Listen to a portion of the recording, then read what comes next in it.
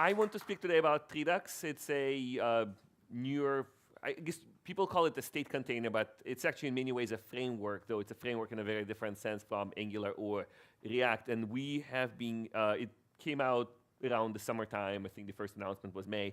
And we've been really excited about and adopting it on a lot of our projects here at Triangle.io.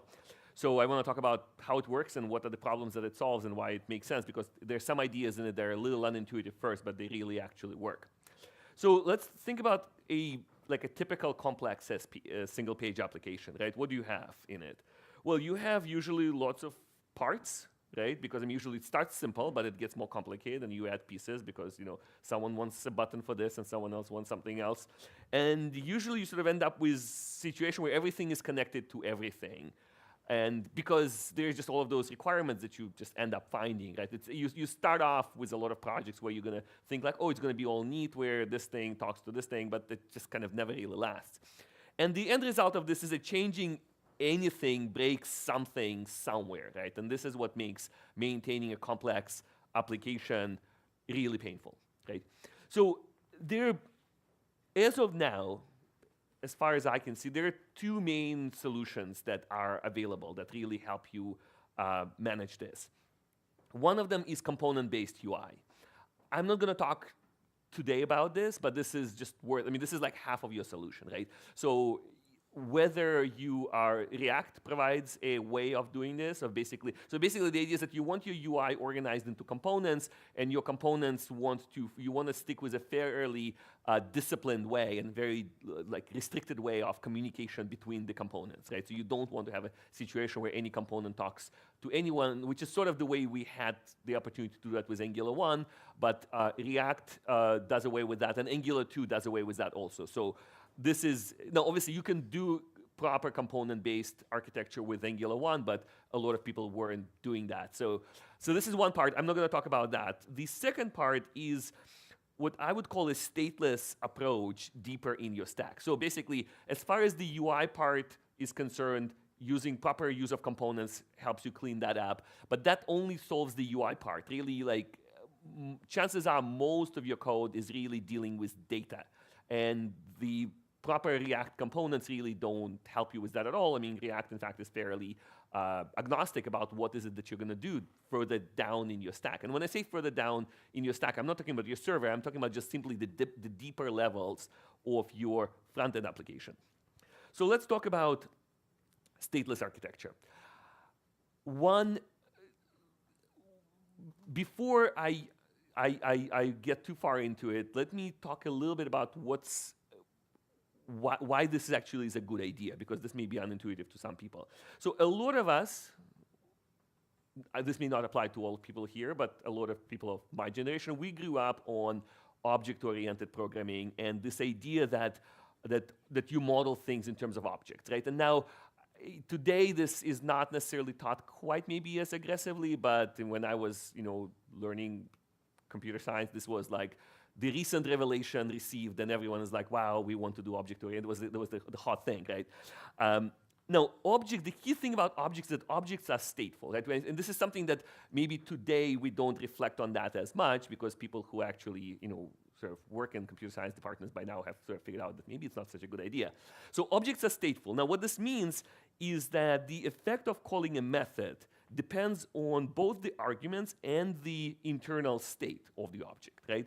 Now, the consequence of that is every time you call a method, you might get different result, right? Because the arguments that you provide, they don't determine your output. It also depends on what has happened before. Now, this has a big downside, or actually a number. First, it's really painful to test, right? Now, the reason it's painful to test is because when you're testing an object, you created an instance of an object, and you're calling a method, what result is supposed to happen? What you don't know, because that depends on what happened before, right? So your state, in order to sort of properly understand that your object behaves properly, you need to actually test you need to call a bunch of methods start with clean slate, call a bunch of methods, and you kind of need to consider the possibility well, what if your object properly responds to this method when you call it first 17 times, but when you call the same method the 18th time, then it actually doesn't do what you thought it would do, right? So this is kind of part of object-oriented method. Now, the second part is that it also makes it actually a lot harder to understand. And now, at this point, you might even wonder, why did we even think it was a good idea? I mean, well, the hope when object-oriented programming came out was that it would somehow mimic the real world, right? Like we would have those examples like, oh, you know, student is an instance of person, right? And it seems kind of intuitively like it's like in the real world, right? Well, I mean, the problem though is that it's not like the real world. I mean, the student in the student record in your data structure is not the same thing as a real student, and while a real student cannot actually have a reference to the actual person representation, you actually have those alternative solutions that, like in terms of delegation, in terms of other things in data structures. So basically, you're replicating at this point in this unnecessary complexity in order to create this very superficial resemblance to the quote-unquote real world. Now, if we agree that this is what actually makes a lot of software painful today, what are our alternatives? And the main key alternative is the idea of a pure function. So a pure function is a function that the output of which depends just on inputs. So a pure function doesn't do anything. First of all, it doesn't actually have any side effects. A pure function does not do anything. It just, you give it some values and it gives you say, some values back, right? So, and then the second requirement of the pure function is that the output that it gives you needs to be determined just by the values that you gave it, right? So so in other ways, the pure functions have no state, right? There's no history. If you call, it doesn't matter how many times you've called it. It just depends on what arguments you are supplying. Why is that good? Well, it's much, much easier to understand, and it's much easier to test, right? The reason it's easier to test is because what that function does is very well defined, right? If you're saying that this is a function that takes an array and returns a sum, what the correct behavior of that would be is very easy to understand, right? If you have, in contrast, a method that accepts values and then later returns a sum, then it's a more complicated discussion. Now, the second is that it's also much easier to test because, again, the correct behavior is really well defined. And when you want to test it, you get the function, you provide some values, you check the output. And you can actually build up more complex calculations starting with simple ones through composition, right? So generally speaking, if you can actually turn your code to a point where most of your code is written as pure functions, your life becomes much, much easier. Now, let's switch gears a little bit and talk about how does practice. Oh yes, and this approach is widely used on the server side today, right? So where usually everyone knows that, I mean, if you're writing server software, your life becomes simpler if your request, your HTTP request, doesn't depend on what kind of request your server has received before. So now let's switch gears a little bit and talk about how in an SPA, how does state really become, in practice, painful?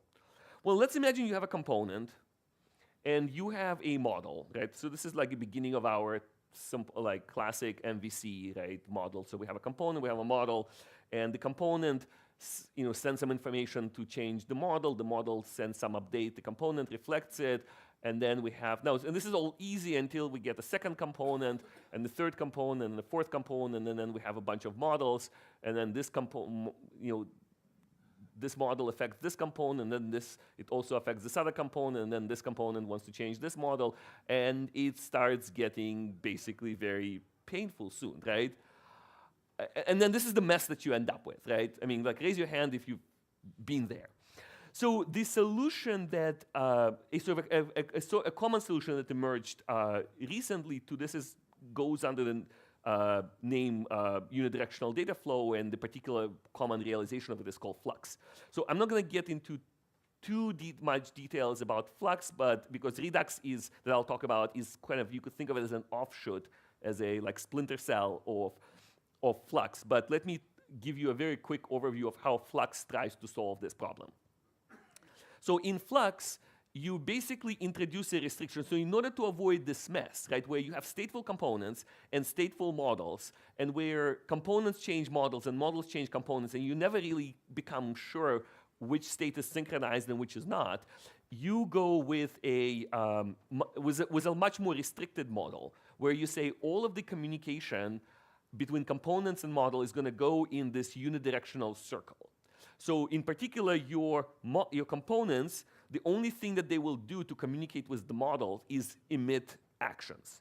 And an action is really just a bit of data that, like, you know, it's a token with usually with a payload, right? So it's like, say, okay, we'll add this information, like, you know, register, you know, add this thing to a shopping cart, right? And then we specify the product ID and the cart ID or something like that.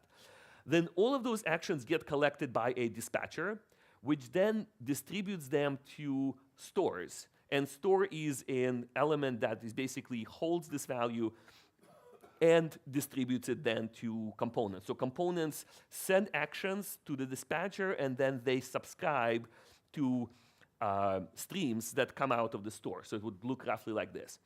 Now, in practice, it usually ends up being slightly more complicated because of asynchronous actions, right? So if your actions are a little bit more complicated than that, where they actually would require, for instance, server interaction, then you have to switch to a slightly more complicated model where your component invoke what's called an action creator.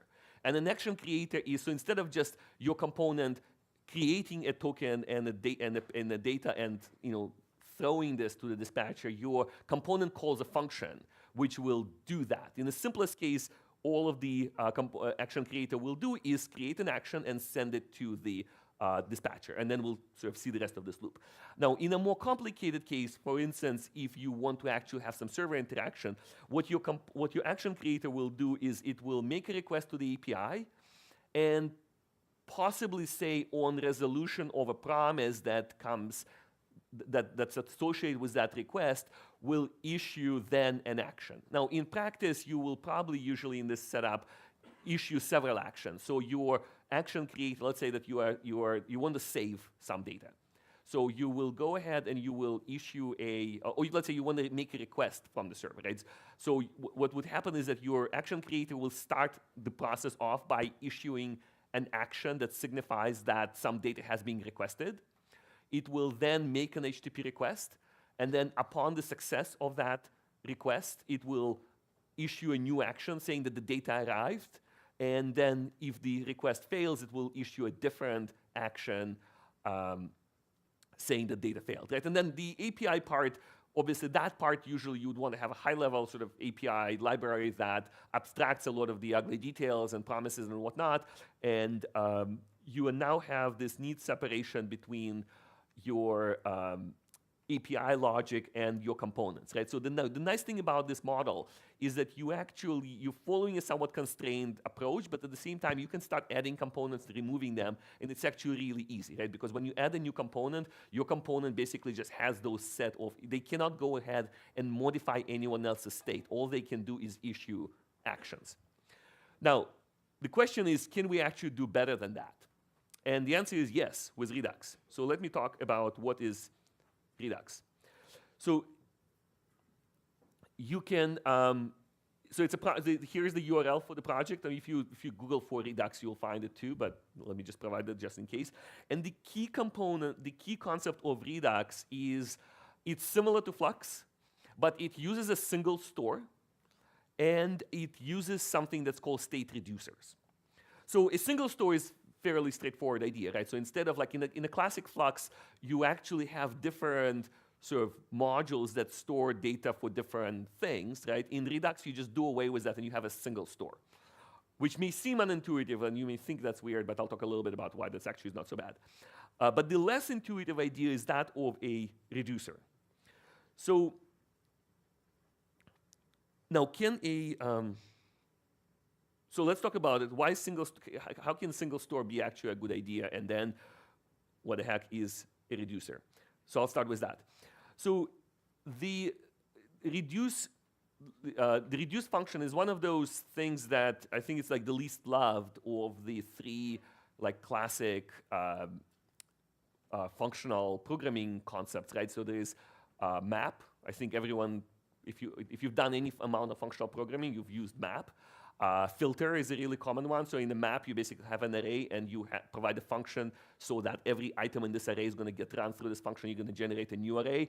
In filter, you will run all of your items through a function, and then depending on whether it returns true or false, you will either pick them or throw them away. And reduce is like the one that never gets enough love. So let me just review it very quickly, because that's a key concept in Redux. So the idea of a reduce of array.reduce, right? That's a built-in thing in JavaScript, is that you provide a function which will be executed. So it's sort of similar to map, except for it has this extra parameter where it will take there's a state. So the state the initial state is the second argument to reduce, so in this case 0. And what we're going to do is we're going to add a function, we're going to define a function which will take a value. So a value is going to be one of those items, and the state, and what it does is that it adds them up, right? Now the effect of running array.reduce with this function and 0 as the initial state is that we end up adding up all the numbers. So the way this works is we first go through, so our iteration is that first we look at 1, and our state is 0, so the output of add 1 value is 1. So for the next iteration, we are taking the second element, which is 2, and we take the current state, which is 1, and we add them up, and we get 3. For the third iteration, we get the third item, which is 3, and the current state that is 3, and get 6. Then we get the fourth item, which is 4, and the current state that is 6. And then this way, we basically just go over it and over the whole array, and we add them up. Right? So that's the kind of key idea of reduction. So Redux takes the same, and as you can see, the Redux, the reduction is right there in the name of it. It takes that idea and turns it into idea of action reducers. So the idea, an action reducer is a function that takes it's a function that takes an action and the state of the application and gives you a new state. And your application state in this setup ends up being just a reduction over all of the actions, right? So you can think of from the moment your application loads, there is a history of actions, right? So every time something happens, there is an action, right? And you have action reducers, which are basically functions that take your actions and generate the next state given that action. So if you take your application and you go through all of the actions, then you get your current state, right? Now, the interesting thing about this is that it makes your application state replayable, right? Like you can always go back and say, let's pretend that this didn't happen. Or you could say, let's start from the beginning and replay all of this. So in that sense, your application sort of has a state, but it sort of also doesn't, in the sense that your state is actually always derived. It can be derived on the fly. If you forget where you are, all you actually need to do is start with your initial state and rerun all the actions by running the action reducers on each of the actions. Now, each reducer in this setup operates on a subset of global state, right? So you have your global state, you can think of it as a giant tree of data, and your reducer would be a function that will basically say, I'm going to be looking at a particular section of it, and every time there is an action, for every action, I will give you the new version of this. And then finally, what you do is so you build those really simple reducers, and then you combine them into more complicated ones. So let me give you an example of how this looks in practice. If you are into ES6, then this is how you would do it in ES6. I'll give an ES5 example in a second. So we are creating this is a note-taking application, and it has a reducer that deals with nodes. Now, there are other parts of that application, but there's a particular branch within the application state that deals with information about the nodes that we've entered so far. And we are going to have for now just two actions, and one of them is going to be update node content, right? So every time we want to save new content into a node, some component is going to trigger the update node content event. And then, or rather, sorry, to be more precise, a component will call the update node content action creator, which will actually probably make an HTTP request, and upon the end of the HTTP request, when we've got confirmation that this is updated, we'll then issue the actual update node content action. And so what we associate here with update node content is a function that takes state and action and returns a new state. If this is easier to see in the classical ES5 formulation, right? So the idea is that it's a function that takes state and action as two arguments, and it returns a new state. Now, I will for now not talk about how are we actually generating new state, but the idea is that you got your state and an action, and you generate a new state. This function is meant to be a pure function, right? It does not actually, so the state.setIn does not actually modify anything. It just gives you a new value, right? So Redux is responsible for keeping track which state are you currently at, and the important thing is that it can always recalculate it. Now, why is this a good idea? Well, the one exciting thing is that reducers in the setup are pure functions, right? And because they're pure functions, they're really easy to understand, and they're also really easy to test, right? So this code, right, the reducer code can often be a little complicated because basically you've got some data, maybe some complicated action happened, maybe some data arrived from the server. You've got your state. You're going to need to do some logic in terms of merging this data into updating your state based on this newly arrived information. So this can be potentially a little complicated, but it's also really easy to test because you can always just say, okay, well, given this state and this action, here's the new state that I expect. Did I get that state? The second thing, and this is actually kind of amazing, the reducers are actually synchronous, right?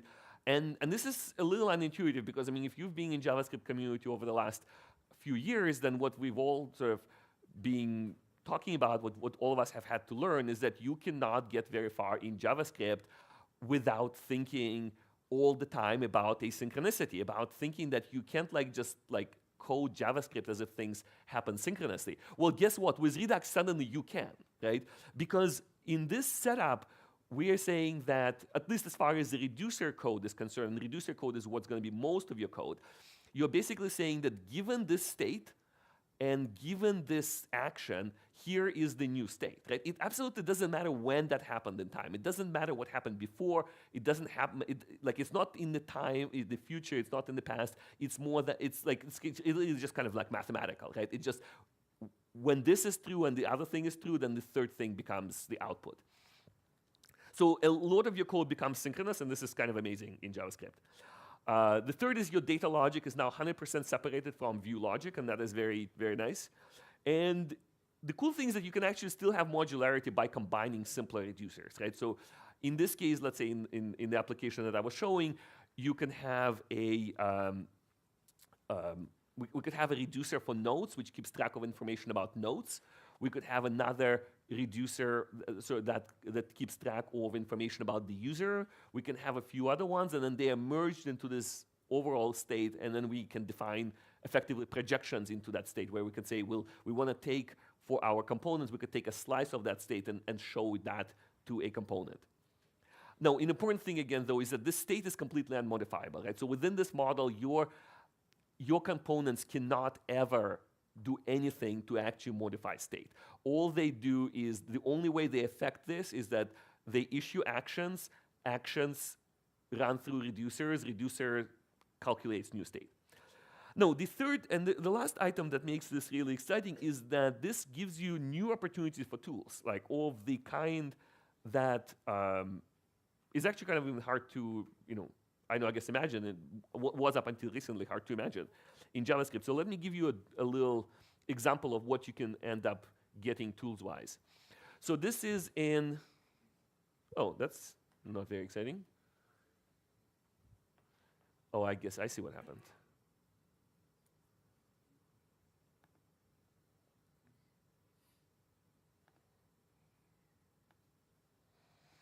So, so this is the note-taking application I was talking about, and this black chunk there is a Redux developer tools panel. What? Make it bigger. Oh, I see. Big enough? Okay. So what it does is it actually shows you a history of all actions, and for every action, it shows you the previous state, it shows you the action that arrived, and then the new state that got calculated based on that. So what I'm gonna do is I'm going to here, and so we can see all of them here. So as we can see, the first thing that happened is that we actually got, we made the request for fetching nodes, and when the new nodes arrived from the server, then a bunch of stuff got displayed.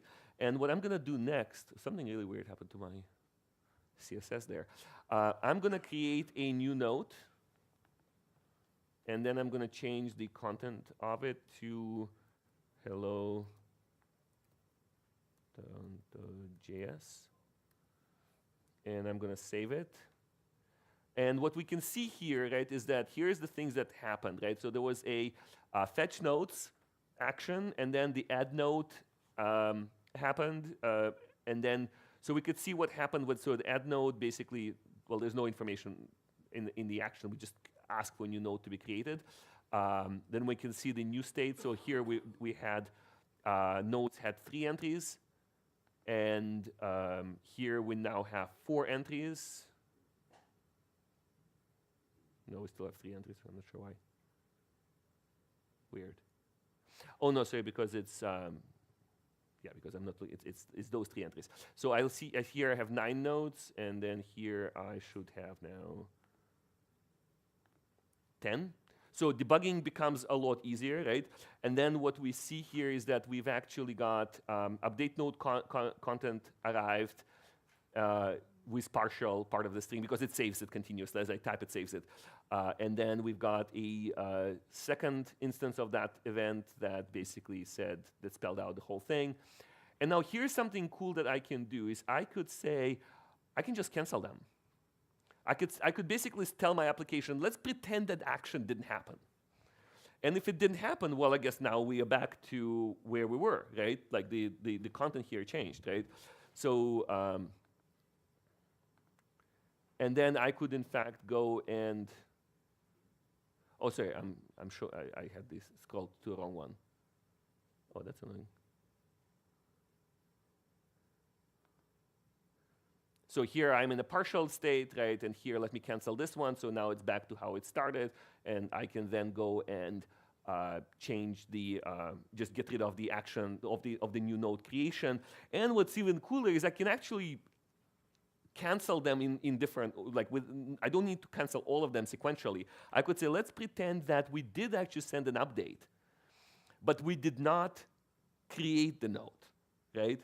So what state are we going to be in? Well, I mean, so in this case, what we see is that the way this application works now is that if the creation of new node didn't fire, but then we sent an update, then the new node didn't get created, right?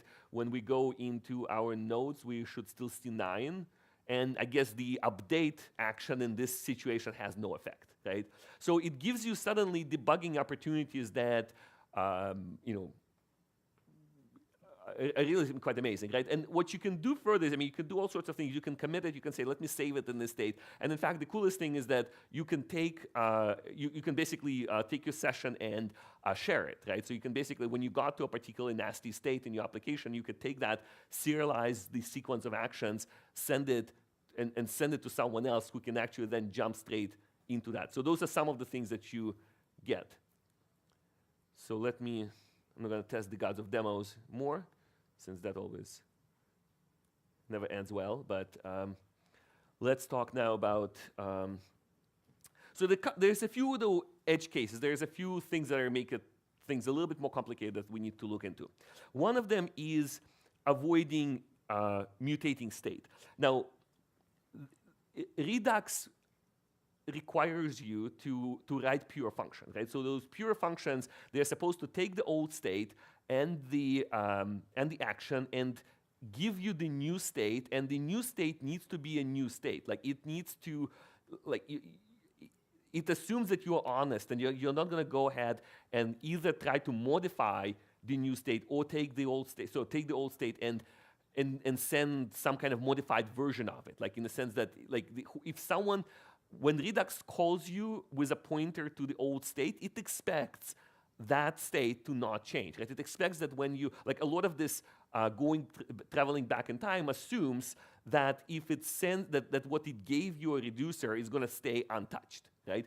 Now, this is a little bit difficult to achieve in practice, right? Because I mean, your reducers are supposed to not change the old state, but how do we actually keep them honest? Because if we don't keep them honest, if we actually make a mistake of modifying old state even inadvertently, then a lot of this stuff doesn't actually work anymore. So the idea is, I mean, the immutable state, so you want some form of immutable data structures. I mean, basically some way of storing state without, or storing data without introducing state in the sense of introducing something that's mutatable, something that you can actually go and change even inadvertently. Now, the most sort of naive way of doing this is with object.freeze, but this gives you actually a very shallow freezing, right? So you really don't have a guarantee that things aren't going to get modified further down in your tree. There are certain cases where you would want to, if you're looking for something like object.freeze, but actually that freezes your data structure all the way down, then you're probably looking for a library called seamless immutable.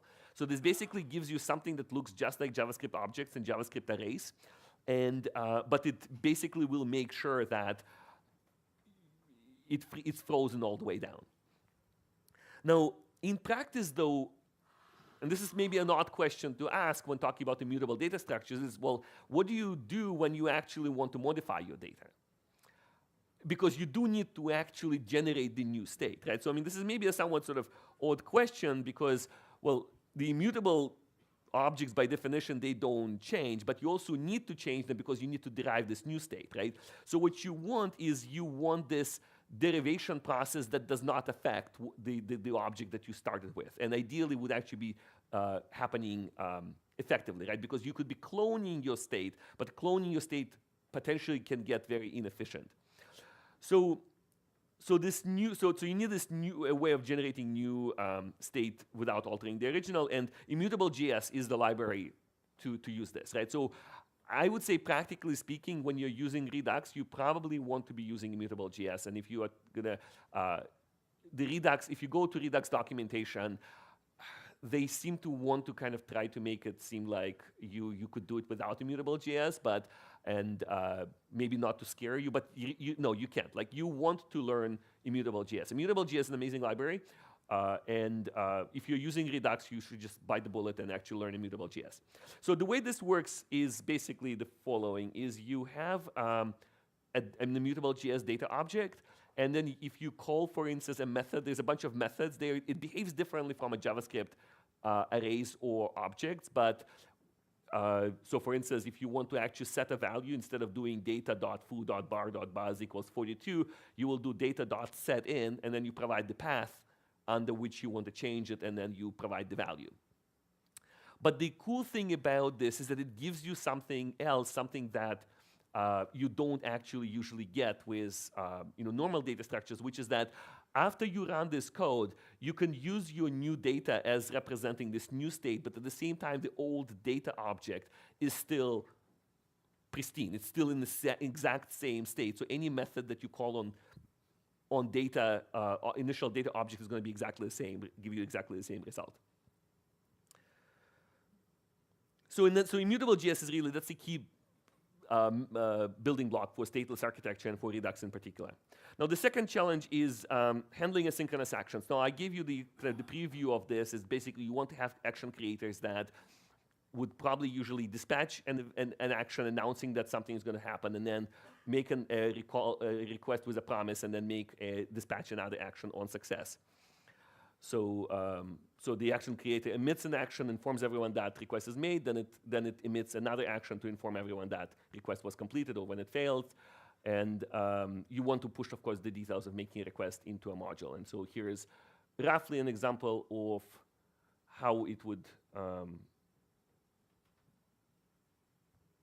look like. Okay, so this is just a, this is the action create. This is the very basic action creator that actually creates, just creates an action.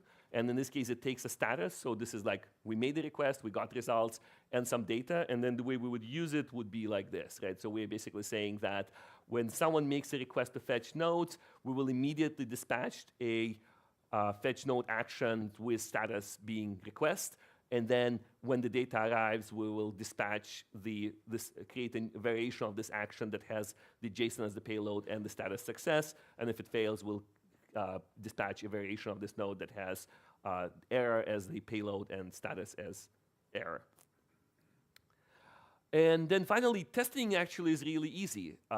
So because in this case, so if we want to test, for instance, that adding our add node action has the proper effect on the reducer, the way we would do this is we'll say, okay, let's take our initial state. Let's calculate, let's say in this case, the length. Let's run the add node action through this reducer and get a new state.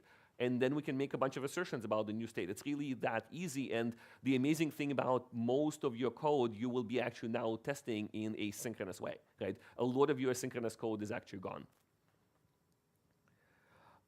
In terms of integration, so this works with React, Angular 1, and Angular 2. For React, you will be mapping state, parts of state to properties, and you will be mapping React handlers to functions that dispatch actions. For Angular, you will be mapping state and dispatch, both mapping them to this. The Angular method ends up being a little bit more awkward, but it actually still works fairly well. It's still the best way to use Angular, in my humble opinion. And then finally, caveats. Nothing is perfect, so neither is Redux. The one big downside is that it's very addictive. When you start using it, then you just can't stop. The second one is that you probably will no longer be happy using anything else, and that can be a big downside, and in fact, even kind of an employment hazard, because you may end up finding coming to work and then discovering that you cannot convince your company to start using Redux, but you really don't want to use anything else. So in which case, you give Rup a call over there, and then you come work for us. And then your friends just might end up not being able to understand your obsession with it. And again, if you find yourself lonely, come to us. So thank you very much.